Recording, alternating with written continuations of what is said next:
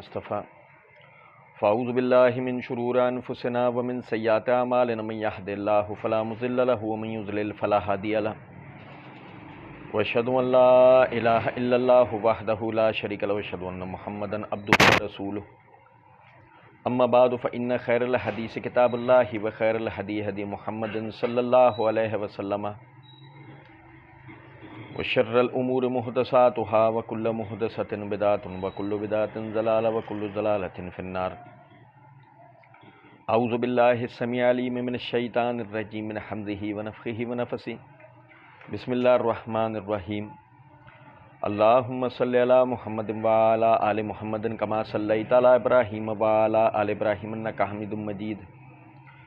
اللہم بارک علی محمد وعلی آل محمد کما بارکت علی ابراہیم وعلی آل ابراہیم انک حمید مجید. رب اشرح لی صدری ویسر لی امری واحلل عقدۃ من لسانی یفقہوا قولی. رب زدنی علما. اللہ تعالیٰ کے فضل و کرم سے مرزا انجینئر کے ریسرچ پیپر 5B واقعہ کربلا کا حقیقی پس منظر 72 صحیح الاسناد احادیث کی روشنی میں ان 72 صحیح الاسناد احادیث کے پس منظر میں مرزا صاحب کے جو باطل نظریات ہیں، اللہ رب العزت کی دی ہوئی توفیق سے ہم ان کی حقیقت کو پڑھ سیکھ سمجھ رہے تھے. صفحہ نمبر 13 کے اوپر مرزا جی نے نمبر سی، آپشن سی کے عنوان سے مرزا جی لکھتے ہیں کہ رسول اللہ صلی اللہ علیہ وسلم نے اپنی وفات سے 1 مہینہ قبل مستقبل میں ہونے والے حکومتی بگاڑ سے متعلق غیبی خبریں دے دی تھیں. بظاہر اس عنوان کو پڑھ کر جو ہے وہ یہ تاثر گزرتا ہے کہ اب جو مرزا صاحب روایات درج کریں گے وہ بتائیں گی کہ نبی صلی اللہ علیہ وسلم کے بعد کس طرح اسلامی ریاست، اسلامی نظریہ حکومت یعنی خلافت کے اندر کس طریقے سے بگاڑ ہوا اور کس طریقے سے وہ زوال پذیر ہو گیا. لیکن بجائے اس کے غور کرنے پر پتہ یہ لگتا ہے کہ یہ ایسے کسی بگاڑ کی طرف اشارہ نہیں، بلکہ امیر المومنین سیدنا معاویہ رضی اللہ تعالی عنہ کی تنقیص اور آپ کی مذمت پر جو ہے وہ مرزا صاحب جو ہے وہ روایات درج کریں کہ اس سے وہ آپ کی شخصیت کے اوپر تنقید کریں. اور یہ کس طرح ترتیب وار ہے، جیسے کہ میں پہلے سے آپ بھائیوں کو توجہ دلاتا آ رہا ہوں کہ پہلے انہوں نے عائشہ صدیقہ رضی اللہ تعالی عنہا پر تنقید کی، پھر عثمان رضی اللہ تعالیٰ عنہ پر تنقید کی، اب وہ معاویہ رضی اللہ تعالیٰ عنہ پر وہ تنقید کا ایک معاملہ شروع کر رہے ہیں. تو اس کے تحت نمبر 26 کے عنوان سے جو روایت تھی وہ ہم نے پچھلی ریکارڈنگ کے اندر پڑھی تھی. نمبر 27 پر مرزا جی لکھتے ہیں کہ صحیح مسلم کی حدیث میں ہے کہ سیدنا عبداللہ بن عباس رضی اللہ تعالیٰ عنہ بیان فرماتے ہیں کہ بریکٹ میں فتح مکہ کے موقع پر جب ابو سفیان نے اسلام قبول کر لیا تو مسلمان نہ تو حضرت ابو سفیان رضی اللہ تعالیٰ عنہ کی طرف دیکھتے تھے نہ ہی ان کے ساتھ بیٹھتے تھے. بریکٹ میں لکھتے ہیں کیونکہ حضرت ابو سفیان رضی اللہ تعالیٰ عنہ نے اسلام لانے سے پہلے پوری زندگی مسلمانوں سے جنگیں کی اور مسلمانوں کو تکالیف دی تھی. چنانچہ حضرت ابو سفیان رضی اللہ تعالیٰ عنہ نے رسول اللہ صلی اللہ علیہ وسلم سے درخواست کی کہ آپ صلی اللہ علیہ وسلم میری 3 باتیں پوری فرما دیں. آپ صلی اللہ علیہ وسلم نے فرمایا ٹھیک ہے. چنانچہ حضرت ابو سفیان رضی اللہ تعالیٰ عنہ نے عرض کی کہ میری بیٹی سیدہ ام حبیبہ رضی اللہ عنہا سے نکاح فرما لیں. آپ صلی اللہ علیہ وسلم نے فرمایا ٹھیک ہے. پھر انہوں نے عرض کی کہ آپ صلی اللہ علیہ وسلم مجھے حکم دیں کہ میں اب کفار کے ساتھ بھی لڑوں جیسا کہ پہلے مسلمانوں کے ساتھ لڑتا رہا. آپ صلی اللہ علیہ وسلم نے فرمایا ٹھیک ہے. پھر عرض کی کہ آپ صلی اللہ علیہ وسلم میرے بیٹے معاویہ کو اپنا کاتب، بریکٹ میں مرزا جی نے لکھا لکھائی کرنے والا، مقرر فرما لیں. آپ صلی اللہ علیہ وسلم نے فرمایا ٹھیک ہے.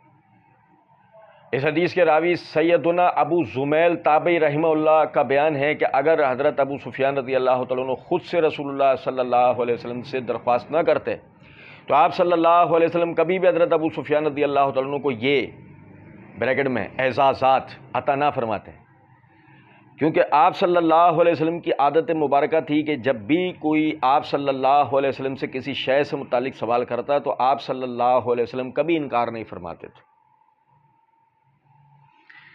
اچھا، اب تھوڑا سا غور کرنے کی بات یہ ہے کہ دیکھیں،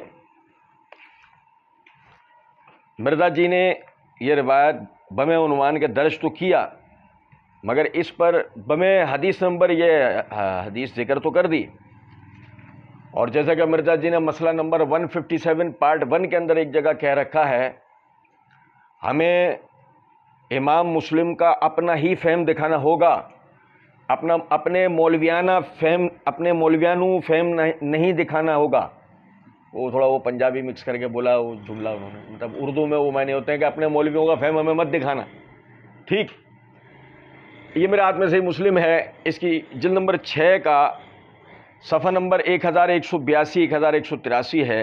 امام مسلم اس کو کتاب فضائل الصحابہ کے اندر لے کر آئے ہیں اس روایت، اور امام نووی نے باب قائم کیا، باب من فضائل ابی سفیان ابن حرب رضی اللہ تعالی عنہ، کہ یہ ابو سفیان بن حرب رضی اللہ تعالیٰ عنہ کے فضائل میں ہے۔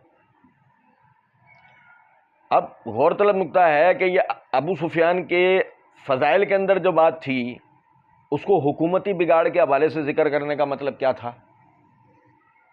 سوچیں ذرا اس بات کو۔ اچھا، پھر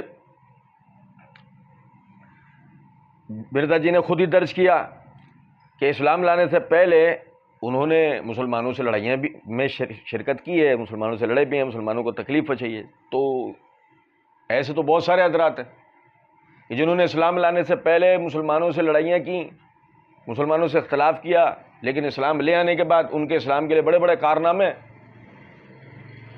ابو سفیان ہی کیوں، اکرمہ بن ابی جہل اس کی بہت بڑی مثال ہے۔ اسلام لے آنے سے پہلے مسلمانوں کے بڑے سخت دشمن تھے، اسلام لے آنے کے بعد انہوں نے اسلام کی خدمت میں بڑے بڑے کارنامے سر انجام دیے۔ اچھا، پھر یہ بڑی غور طلب بات ہے، مرزا جی نے یہ لکھا کہ ابو زمیل جو ہے نا، وہ بڑے سیدنا ابو زمیل تابعی رحمہ اللہ، ایسا تاثر جاتا ہے جیسے کوئی بہت کسی بڑی عظیم شخصیت کا جو ہے وہ ذکر ہو رہا ہے کہ ان کی گواہی ابو سفیان کے لیے وہ ایسی ہو جائے گی کہ عرف آخر۔ سمجھیں ذرا اس بات کو۔ ابو زمیل تو تابعی ہیں، لیکن انہوں نے جو سمجھا، جو ان کی جو مراد تھی وہ اس حساب سے غلط ہو جاتی ہے کہ یہ دیکھیے گا، یہ میرے ہاتھ میں صحیح بخاری ہے، اس کی جلد نمبر 7 کا صفحہ نمبر 431 ہے، کتاب الادب ہے۔ امام بخاری رحمۃ اللہ علیہ نے باب قول اللہ من یشفع شفاعۃ حسنۃ یکن لہ نصیب منہا ومن یشفع شفاعۃ سیئۃ یکن لہ کفل منہا وکان اللہ علی کل شیء مقیتا۔ سورہ نساء کی آیت نمبر 85 بطور باب امام بخاری رحمۃ اللہ نے درج کی، جس کے معنی یہ ہیں کہ من یشفع شفاعۃ حسنۃ یکن لہ نصیب منہا، جو کوئی سفارش کرے گا اچھی سفارش تو اپنی اس سفارش کا اللہ کے ہاں سے بہترین اجر پائے گا۔ اس آیت کو امام بخاری نے بطور باب ذکر کر کے حدیث ذکر کی، حدیث نمبر 6028۔ ابو موسیٰ اشعری رضی اللہ تعالیٰ عنہ بیان کرتے ہیں کہ نبی کریم صلی اللہ علیہ وسلم کے پاس جب کوئی مانگنے والا یا ضرورت مند آتا، جیسے کہ ابو زمیل نے کیا کہا کہ یعنی کہ مرزا جی کا کیا ہوا ترجمہ کہ حضرت ابو سفیان خود سے رسول اللہ صلی اللہ علیہ وسلم سے درخواست نہ کرتے تو آپ صلی اللہ علیہ وسلم کبھی بھی حضرت ابو سفیان کو یہ اعزازات عطا نہ فرماتے، کیونکہ آپ کی عادت مبارکہ تھی جب بھی کوئی آپ سے کسی شے کے متعلق سوال کرتا تو آپ صلی اللہ علیہ وسلم کبھی انکار نہیں فرماتے تھے۔ اچھا جی، یہ ذرا سمجھیں کہ نبی صلی اللہ علیہ وسلم کے پاس ابو موسیٰ اشعری رضی اللہ عنہ کہتے ہیں کہ جب کوئی مانگنے والا یا ضرورت مند آتا تو آپ صلی اللہ علیہ وسلم فرماتے ہیں لوگوں تم سفارش کرو، لوگوں تم سفارش کرو تاکہ تمہیں بھی ثواب ملے، اور اللہ اپنے نبی کی زبان پر جو چاہے گا فیصلہ کرائے گا۔ اللہ اپنے نبی کی زبان پر جو چاہے گا فیصلہ کرائے گا۔ اچھا جی، یہ ذہن میں رکھیے گا جملہ کہ اللہ اپنے نبی کی زبان پر جو چاہے گا فیصلہ کروائے گا۔ اچھا جی، اب دیکھیں غور طلب نقطہ ہے، کیا ایسی بات ہوئی کہ مرزا جی نے یہ روایت جو کہ ابو سفیان رضی اللہ تعالیٰ عنہ کی فضیلت میں تھی، اس کو انہوں نے درج کیا ہے اور آگے اس سے ایک تسلسل انہوں نے بنایا ہے معاویہ رضی اللہ تعالیٰ عنہ پہ تنقید کا. میں آپ کو بتاؤں اس کی وجہ یہ ہوئی، مسئلہ نمبر 157 پارٹ 1 کے اندر مرزا جی ایک جگہ کہتے ہیں کہ لوگ میرے لیے یہ کہتے ہیں کہ میں معاویہ رضی اللہ تعالیٰ عنہ کے کاتب وحی ہونے سے انکار کرتا ہوں. مرزا جی کہتے ہیں میں کب انکار کرتا ہوں؟ میں تو یہ کہتا ہوں کہ مسلم کی جس حدیث سے آپ بتاتے ہیں اس میں کاتب وحی نہیں ہے، کاتب کے الفاظ ہیں، کاتب وحی کے الفاظ دلائل النبوہ میں موجود ہیں، اور مسلم میں جو وہ حدیث ہے وہ بھی صحیح ہے. میں نے تو مسئلہ 116C ریکارڈ کرایا کاتب وحی پہ. میں کہتا ہوں مسلم کی پوری حدیث بتائیں کہ کاتب وحی کی بھرتی کس طرح ہوئی ہے. یعنی کہ مرزا جی یہ تاثر دینا چاہ رہے تھے کہ یہ جو بھرتی ہے یہ کوئی زور زبردستی کی بھرتی ہے. اور میں نے جیسے آپ کو صحیح بخاری کی حدیث بیان کی کہ نبی صلی اللہ علیہ وسلم نے فرمایا سفارش کرو، اللہ تعالیٰ تمہیں تمہاری سفارش کا بدلہ دے گا. ابو سفیان نے سفارش کی، میرے بیٹے کو بطور کاتب رکھ لیجئے. نبی اکرم صلی اللہ علیہ وسلم نے وہ سفارش قبول کی، اور اس قبولیت کے لیے نبی صلی اللہ علیہ وسلم نے فرمایا جو تم سفارش کرو گے فیصلہ اللہ کرے گا. فیصلہ کیا حدیث میں الفاظ ہیں کہ اللہ اپنے نبی کی زبان سے جو چاہے گا وہ فیصلہ کروائے گا. تو معاویہ رضی اللہ تعالیٰ عنہ کاتب وحی ہونے کے حقدار تھے، یہ فیصلہ کس نے کیا؟ اب مرزا جی کو تو بڑی تشویش تھی. مرزا جی نے صحیح بخاری کی روایت بیان تو نہیں کی، لیکن مرزا جی کو ڈکٹیشن دینے والوں کو بخوبی مسئلہ پورا پتا تھا کہ نبی صلی اللہ علیہ وسلم کسی کے دباؤ میں آ کے تو کوئی کام کرتے نہیں تھے، یہ اللہ کی مرضی کے مطابق انہوں نے کام کیا ہے. اب مرزا جی نے وہ قدم اٹھایا جو قدم مرزا جی کی اصل فسق کو، اصل گستاخی کو، مرزا جی کے اندر کے اصل بغض کو، مرزا جی کے اندر کے اصل کفر کو جو ہے باہر نکال کے بیان کرتا ہے. لیکن مسئلہ یہ ہے کہ ہم نے ان دنوں بھی توجہ دلائی تھی جب ہم ان کا اس حصے کا جواب دے رہے تھے، اور آج پھر یہ توجہ دلا رہے ہیں کہ مرزا جی کو سننے والے اندھے بہرے لنگڑے لولے مقلدین کو چاہیے غور کریں کہ یہ آدمی کس حد پر جاتا ہے. مرزا جی نے یہاں پر آگے یہ کہا ہے کہ میں یہ کہتا ہوں مسلم کی پوری حدیث بتائیں کہ کاتب وحی کی بھرتی کس طرح ہوئی ہے. وما ینطق عن الہوا ان ہوا الا وحی یوحی. او بھائی یہ قرآن کے بارے میں، نبی کے ہر بات کے بارے میں نہیں ہے کہ اللہ کی وحی سے ہوتا ہے. ہم نے اللہ تعالیٰ کے فضل و کرم سے اس جگہ اس کا بہت زبردست جواب دیا تھا. کہتے ہیں نہیں، ورنہ تو نبی صلی اللہ علیہ وسلم کی جو اجتہادی غلطیاں ہیں، نبی اکرم صلی اللہ علیہ وسلم کی جو اجتہادی غلطیاں ہیں، اجتہادی غلطیاں جس پر اللہ نے گرفت کی ہے، منافقین کا جنازہ پڑھانا وغیرہ، وہ اللہ کی وحی سے پڑھا تھا، بعد میں منع کر دیا. مرزا جی نے اتنی جان لگائی کیوں ہے؟ کیونکہ نبی صلی اللہ علیہ وسلم نے فرمایا تم سفارش کرو، اللہ اپنے نبی کی زبان سے جو فیصلہ کروانا چاہے گا وہ کروائے گا. ابو سفیان نے سفارش کی کہ معاویہ کو بطور کاتب رکھ لیجئے.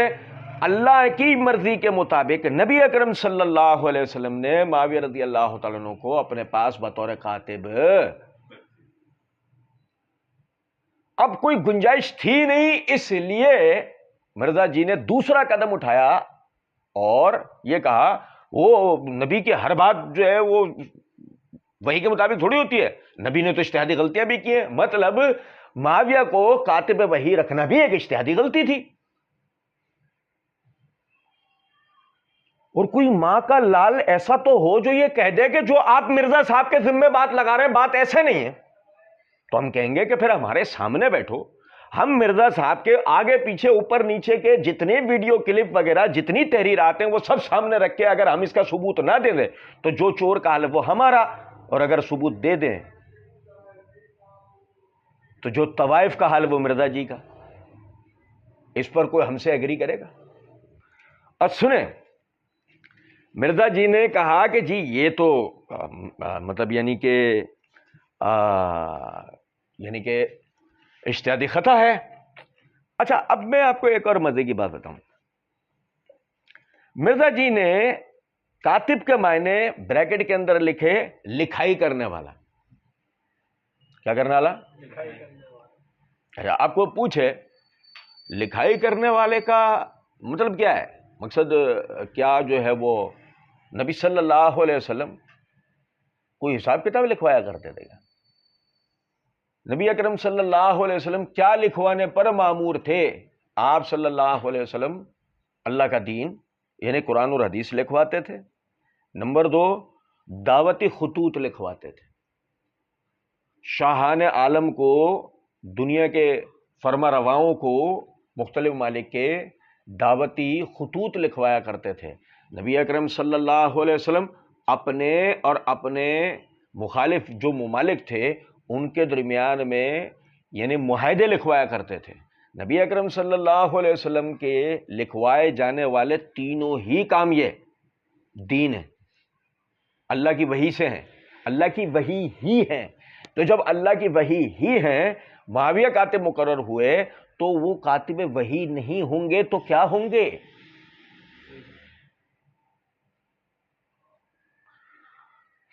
اچھا جی، پھر اس کے بعد سمجھیں، اب ظاہر ہے کہ یہ تسلسل بنا تب مرزا جی نے معاویہ رضی اللہ عنہ کی مذمت یہاں سے شروع کرنی تھی۔ میں یہاں بات آگے لے جانے سے پہلے آپ کو پہلے ایک نقطے پہ توجہ دلاتا ہوں۔ یہ میرے ہاتھ میں سیر و اعلام النبلاء ہے، اس کی جلد نمبر 4 کا صفحہ نمبر 59 ہے، 69۔ معاویہ بن ابی سفیان رضی اللہ تعالیٰ عنہ کے حالات لکھتے ہوئے امام ذہبی رحمۃ اللہ علیہ کہتے ہیں وَكَانَ مُحَبَّبًا إِلَىٰ رِيَتِهِ عمل نیابت الشام 20 سن والخلافت 20 سن۔ آپ اپنی رعایا سے بے پناہ محبت کرنے والے، جب عامل کی حیثیت سے شام مقرر ہوئے تو 20 سال عامل رہے۔ جب خلافت کا معاملہ آیا، کس کا آیا بھائی؟ کس کا آیا؟ والخلافت، خلافت ملوکیت نہیں۔ کیا کہہ رہے ہیں معاویہ رضی اللہ عنہ کے طرز حکومت کو؟ وہ والخلافت 20 سن، اور جب خلیفہ رہے تو بھی 20 سال۔ ولم یحجہ احد فی دولتہ، اور ان کے دور حکومت کے اندر کوئی ان کے مخالف کھڑا ہوا نہیں۔ بل دانت لہ بلکہ ساری ہی قومیں ان پر اکٹھی ہوئیں۔ وحکم علی العرب والعجم، اور آپ حاکم بنے عرب اور عجم کے۔ وکان ملک علی الحرمین و مصر و شام والعراق و خراسان و فارس والجزیرہ والیمن والمغرب وغیر ذالک، اور آپ کی جو حکومت تھی وہ مکہ اور مدینہ پہ، مصر پہ، شام پہ، عراق پہ، خراسان پہ، فارس پہ، جزیرہ پہ، یمن پہ، مغربی علاقوں پہ اور ان کے علاوہ پر تھی۔ معاویہ رضی اللہ تعالیٰ عنہ کا جو دور حکومت ہے وہ اسلام کی شان و شوکت کا دور ہے۔ یہی وجہ ہے کہ دشمنان اسلام کو ہر زمانے میں معاویہ رضی اللہ تعالیٰ عنہ سے چڑ رہی ہے۔ انہوں نے ہر دور میں اپنے ایسے ریکروٹس کھڑے کیے کہ جو کسی طرح وہ اسلامی حکمران کے جن کے دور میں اسلام نے ترقیاں کی، اسلام پھلا پھولا، مسلمان حدود بڑھیں، انہوں نے ان کے خلاف پروپیگنڈا کیا۔ اور جب ان کے خلاف پروپیگنڈا کیا ہر دور کے اندر، تو اس دور کے اندر بھی اسی میں سے ایک ریکروٹ مرزا انجینئر بھی ہے، المعروف جہلمی راہدہ، اس کو کھڑا کیا گیا۔ مرزا صاحب جو ہے نمبر 27 کے ذیل کے اندر لکھتے ہیں کہ صحیح مسلم کی حدیث میں کہ سیدنا عبداللہ بن عباس رضی اللہ تعالیٰ عنہ بیان فرماتے ہیں کہ میں بچوں کے ساتھ کھیل رہا تھا کہ رسول اللہ صلی اللہ علیہ وسلم تشریف لائے تو میں دروازے کے پیچھے چھپ گیا۔ آپ صلی اللہ علیہ وسلم نے آ کر بریکٹ میں پیار سے مجھے گدی پر ہلکی سی ضرب لگائی اور فرمایا جاؤ اور معاویہ رضی اللہ تعالیٰ عنہ کو میرے پاس بلا کر لاؤ۔ سیدنا عبداللہ بن عباس رضی اللہ تعالیٰ عنہ بیان فرماتے ہیں کہ میں گیا اور واپس آ کر بتایا کہ وہ کھانا کھا رہے ہیں، تو آپ صلی اللہ علیہ وسلم نے کچھ دیر بعد پھر فرمایا جاؤ اور معاویہ کو میرے پاس بلا کر لاؤ۔ میں پھر سے گیا اور آ کر بتایا کہ وہ کھانا کھا رہے ہیں، تو آپ صلی اللہ علیہ وسلم نے فرمایا اللہ تعالیٰ اس بریکٹ میں معاویہ رضی اللہ عنہ کا پیٹ سیر نہ کرے۔ سمجھے ہیں بات کو؟ اچھا جی، اب آگے مرزا جی جو اس سے یعنی کہ مزید جو تاثر دینے کے لیے لکھتے ہیں کہ دلائل النبوہ للبہقی کی ایک حدیث میں ہے کہ سیدنا عبداللہ بن عباس رضی اللہ عنہ بیان فرماتے ہیں کہ میں بچوں کے ساتھ کھیل رہا تھا کہ رسول اللہ صلی اللہ علیہ وسلم تشریف لائے تو مجھے خیال گزرا کہ آپ صلی اللہ علیہ وسلم میری طرف ہی آئے ہیں، چنانچہ میں چھپ گیا، مگر آپ نے مجھے ڈھونڈ نکالا، آپ صلی اللہ علیہ وسلم نے مجھے ہلکی سی چپت لگائی، مرزا جی کا کیا ہوا ترجمہ، اور فرمایا جا اور معاویہ رضی اللہ تعالیٰ عنہ کو میرے پاس بلا کر لا، اور وہ بریکٹ میں حضرت معاویہ رضی اللہ تعالیٰ عنہ وہی لکھا کرتے تھے۔ مرزا صاحب کا کیا ہوا ترجمہ،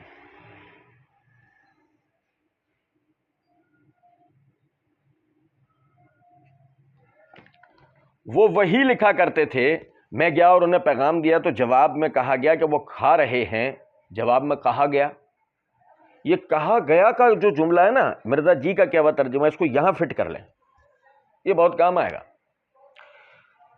میں نے آ کر آپ صلی اللہ علیہ وسلم کو بتا دیا، آپ صلی اللہ علیہ وسلم نے کچھ دیر بعد پھر فرمایا جا اور معاویہ کو میرے پاس بلا کر لاؤ، میں پھر گیا تو وہی جواب ملا کہ وہ کھا رہے ہیں، میں گیا اور مجھے یہ جواب ملا کہ وہ کھا رہے ہیں، میں نے پھر آپ صلی اللہ علیہ وسلم کو ساری بات بتا دی، پھر آپ صلی اللہ علیہ وسلم نے تیسری مرتبہ فرمایا اللہ تعالیٰ اس کا پیٹ سیر نہ کرے۔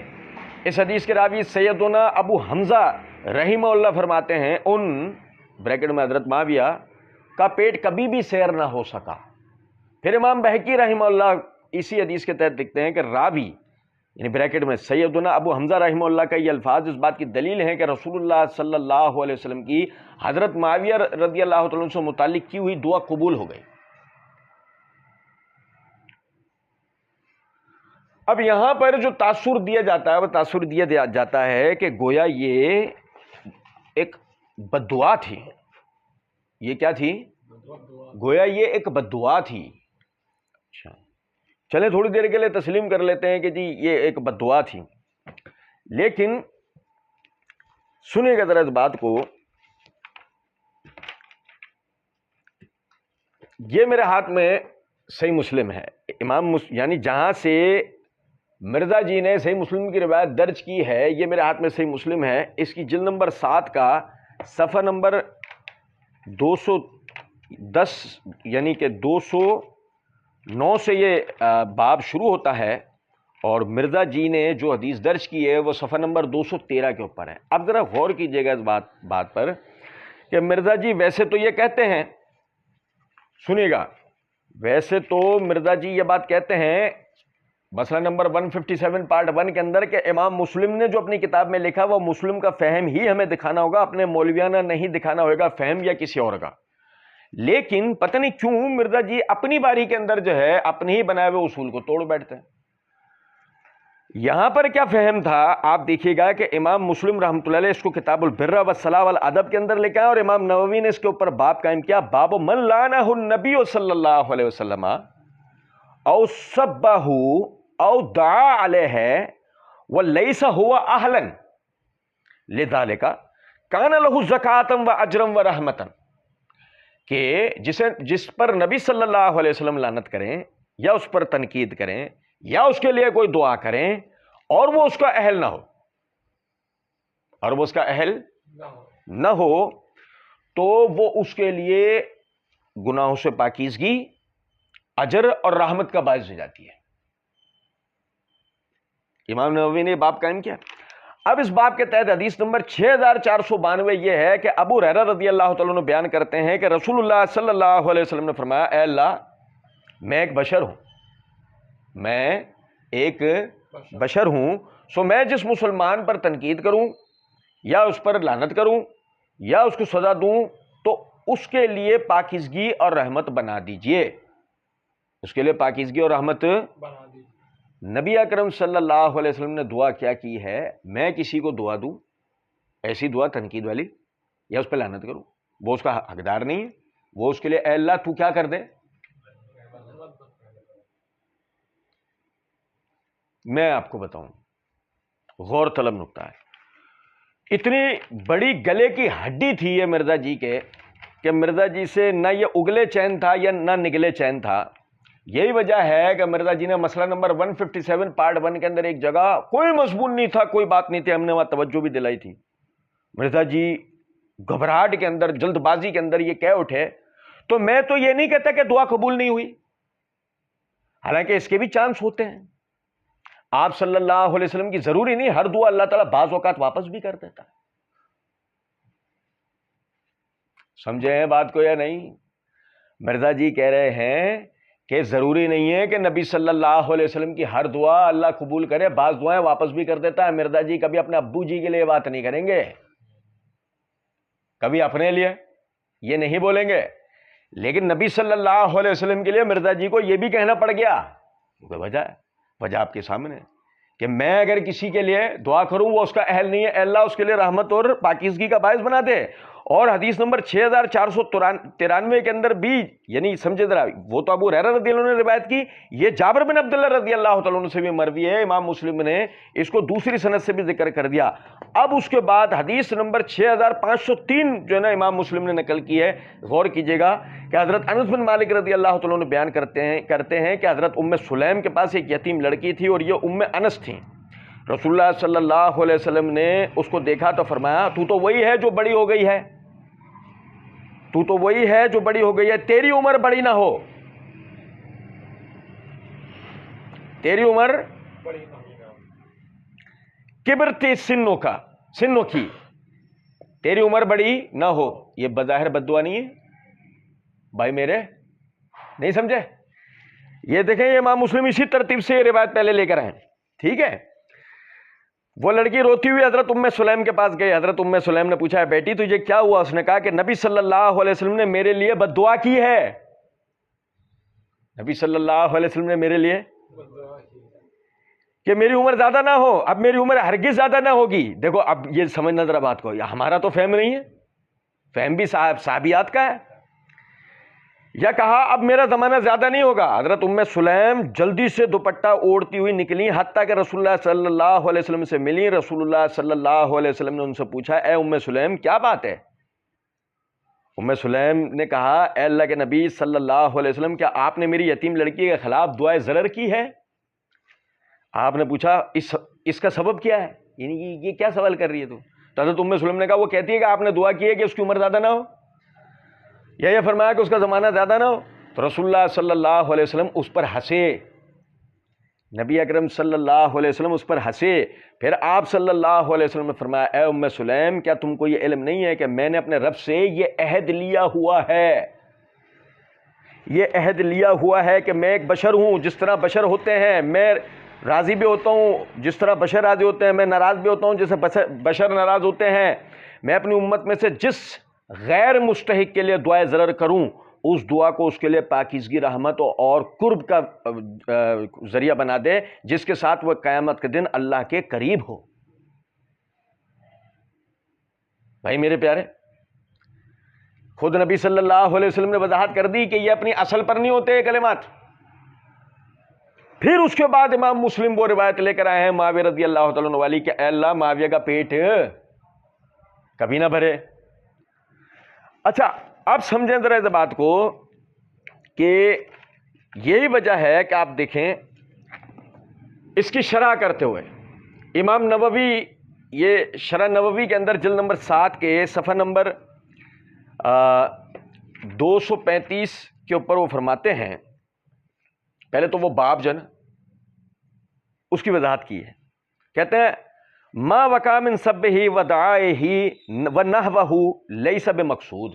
نبی اکرم صلی اللہ علیہ وسلم جب یعنی تنقید کرتے ہیں کسی پہ یا کسی کے لیے دعائیں ضرر کرتے ہیں یا اس جیسا کچھ، تو وہ اصل پر مقصود نہیں ہوتا، وہ اصل نہیں ہے وہ اس کی، بل ہوا مما جرت بہ عادت العرب فی وصل کلامھا بلا نیت، بلکہ یہ ایک عربوں کے عام طریقہ گفتگو کی ایک عادت ہے کہ وہ بغیر نیت اپنے مخاطب کے لیے اس طرح کے کلمات بعض مرتبہ دوران گفتگو کہہ دیتے ہیں.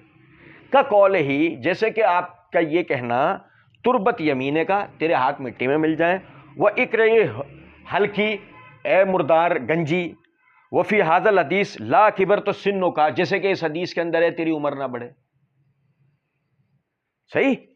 اس کے بعد اس حدیث کی شرح کرتے ہوئے کہ اللہ معاویہ کا پیٹ نہ بھرے، شرح کرتے ہوئے صفحہ نمبر 238 239 کے اوپر کہتے ہیں وقت فہم مسلم رحمہ اللہ، اور امام مسلم کا البتہ اس روایت پہ کیا فہم ہے؟ فہم کس کا دکھانا تھا؟ وقت فہم مسلم رحمہ اللہ من حاصل حدیث ان معاویہ لم یکن مستحقا للدعاء علیہ، کہ بے شک معاویہ رضی اللہ تعالیٰ عنہ نبی صلی اللہ علیہ وسلم کی اس دعا کے مستحق نہ تھے، فلہذا ادخلہ فی ھذا الباب، یہی وجہ ہے کہ امام مسلم اس کو اس باب کے تحت لے کے آئے ہیں، وجعلہ غیرہ من مناقب معاویہ، اور امام مسلم کے علاوہ دیگر محدثین نے تو اس روایت کو معاویہ رضی اللہ تعالیٰ عنہ کے مناقب کے اندر ذکر کیے۔ اب آئی سمجھے ہیں بات کو؟ نہیں امام، یعنی آپ دیکھیں کہ مرزا صاحب جس روایت کو معاویہ رضی اللہ تعالیٰ عنہ کی مذمت میں بیان کرنے کی کوشش کر رہے تھے، وہ تو معاویہ رضی اللہ تعالیٰ عنہ کی فضیلت و مناقب کے اندر ہے، اندازہ کریں ذرا آپ۔ اسی لیے آپ سمجھیں، اسی لیے بارہا جو یہ بات کہی جاتی ہے کہ مرزا جیسے لوگ جو اسلام پر اعتراضات کرتے ہیں، صحابہ پر اعتراضات کرتے ہیں، اس کو سن کے یا وہ جو روایتیں بیان کرتے ہیں اس کا ظاہری ترجمہ دیکھ کر فیصلہ مت کیا کریں، علماء سے رجوع کیا کریں، اس کی تحقیق کیا کریں، بات کچھ اور ہوتی ہے اور یہ ظالم ان باتوں کو کسی اور طریقے سے پیش کر دیتے ہیں۔ اسی طریقے سے آپ یہ دیکھیں، یہ میرے ہاتھ میں صحیح بخاری ہے، اس کی جلد نمبر 2 کا صفحہ نمبر 507 اور 508 ہے، کتاب المناسک ہے۔ امام بخاری رحمۃ اللہ علیہ اس کو اس باب کے تحت لائے ہیں، باب التمتع والاقران والافراد بالحج وفسخ الحج لمن لم یکن معه ہدی، اس کے تحت حدیث نمبر 1561 ہے۔ عائشہ صدیقہ رضی اللہ تعالیٰ عنہ فرماتی ہیں کہ ہم حج کے لیے رسول اللہ صلی اللہ علیہ وسلم کے ساتھ نکلے، ہماری نیت حج کے سوا اور کچھ نہ تھی۔ جب ہم مکہ پہنچے تو اور لوگوں نے بیت اللہ کا طواف کیا، نبی کریم صلی اللہ علیہ وسلم کا حکم تھا کہ جو قربانی اپنے ساتھ نہ لایا ہو وہ حلال ہو جائے، چنانچہ جن کے پاس ہدی نہ تھی وہ حلال ہو گئے۔ نبی صلی اللہ علیہ وسلم کے ازواج مطہرات ہدی نہیں لے گئی تھیں، اس لیے انہوں نے بھی احرام کھول ڈالے۔ عائشہ صدیقہ رضی اللہ تعالیٰ عنہ نے کہا کہ میں حائضہ ہو گئی تھی، اس لیے میں بیت اللہ کا طواف نہ کر سکی۔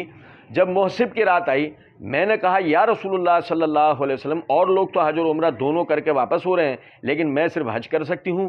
اس پر آپ صلی اللہ علیہ وسلم نے فرمایا کیا جب ہم مکہ آئے تھے تم طواف نہ کر سکی تھیں؟ میں نے کہا کہ نہیں۔ آپ صلی اللہ علیہ وسلم نے فرمایا کہ اپنے بھائی کے ساتھ تنعیم تک چلی جا اور وہاں سے عمرے کا احرام باندھ، پھر عمرہ ادا کر کے ہم لوگ تمہارا فلاں جگہ انتظار کریں گے۔ اور صفیہ رضی اللہ تعالیٰ عنہ نے کہا کہ معلوم ہوتا ہے کہ میں بھی آپ لوگوں کو روکنے کا سبب بن جاؤں گی۔ صفیہ رضی اللہ تعالیٰ عنہ نے کہا کہ معلوم ہوتا ہے میں بھی آپ لوگوں کو روکنے کا سبب بن جاؤں گی، یعنی وہی عورت کے ایام مخصوصہ۔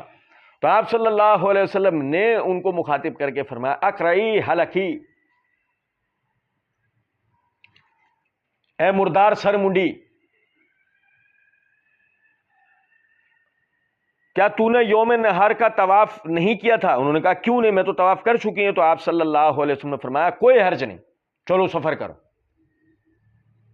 اب کیا ان الفاظ کو اس کے ظاہر پر رکھا جا سکتا ہے؟ نہیں، بالکل بھی نہیں، اور یوں بھی نہیں عورت اپنا سر نہیں منڈوائے گی، عورت اپنا سر نہیں منڈوائے گی، یہ مسئلہ ہے۔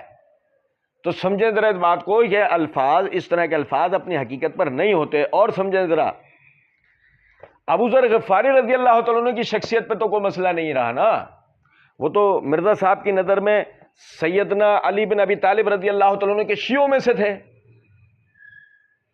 سنیں ذرا بات کو، یہ میرے ہاتھ میں ابو داؤد ہے، اس کی جلد نمبر 1 کا صفحہ نمبر 206 207 ہے۔ امام ابو داؤد اس باب کے تحت باب الجنب یتیمم، اس کے تحت یہ روایت لے کے آئے، حدیث نمبر 332۔ ابو ذر غفاری رضی اللہ تعالیٰ عنہ فرماتے ہیں کہ رسول اللہ صلی اللہ علیہ وسلم کے پاس کچھ بکریاں جمع ہو گئیں۔ آپ صلی اللہ علیہ وسلم نے فرمایا اے ابو ذر، ان بکریوں کو جنگل میں لے جاؤ۔ میں ان بکریوں کو مدینہ منورہ کے جنگل ربضہ کی طرف لے گیا، وہاں مجھ کو غسل کی ضرورت پیش آئی اور میں 5 6 روز اسی طرح رہتا، انہیں غسل نہ کرتا پانی نہ ملنے کی وجہ سے، اور نماز اسی طرح پڑھ لیتا۔ جب میں آپ صلی اللہ علیہ وسلم کے پاس حاضر ہوا اور آپ صلی اللہ علیہ وسلم سے واقعہ بیان کیا تو آپ صلی اللہ علیہ وسلم نے ارشاد فرمایا ابو ذر، میں خاموش رہا۔ آپ صلی اللہ علیہ وسلم نے فرمایا اے ابو ذر، سکلت کا ام کا ابا ذر لام کل ویل، لام کل ویل، نہیں سمجھے؟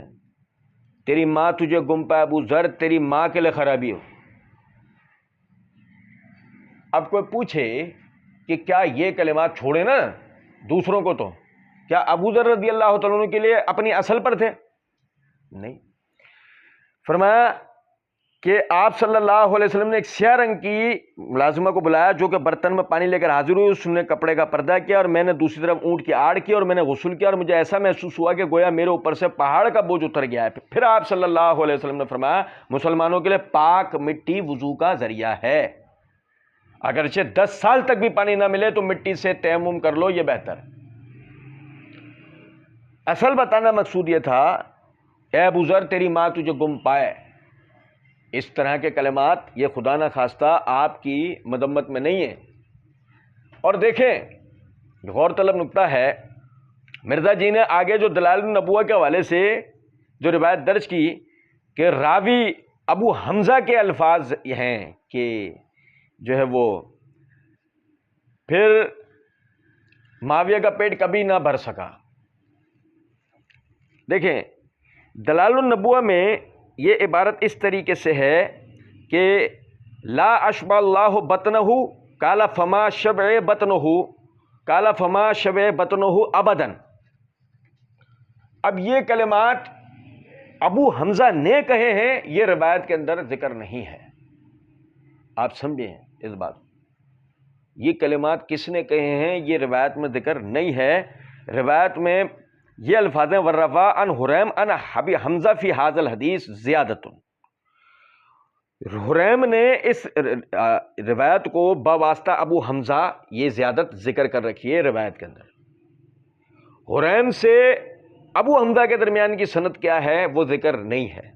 اگر وہ سند یہی ہے مثال کے طور پہ تو سمجھے گا ذرا اس بات کو، یہ میرے ہاتھ میں کتاب الثقات ہے امام ابن حبان کی، اس کی جلد نمبر 9 کا صفحہ نمبر 234 ہے۔